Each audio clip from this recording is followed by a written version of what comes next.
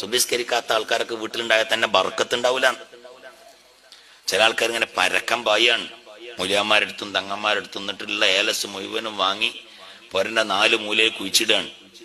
എന്നിട്ട് ഇവന്റെ പണി എന്താണ്? സുബിക്ക് ഇങ്ങനെ കടന്നുറങ്ങുക. സുബിക്ക് കടന്നുറങ്ങിയിട്ട് എഴുതി വെച്ചോളി, തങ്ങന്മാരെ മുമ്പെന്നാ ഞാൻ പറയുന്നത്. സുബിക്ക് കടന്നുറങ്ങിയിട്ട് പൊരന്റെ 4 മൂലയിലല്ല, പറമ്പ് മുഴുവൻ ഏലസ് കുഴിച്ചിട്ടാലും ബർക്കത്തുണ്ടാവില്ല. എഴുതി വെച്ചോളി.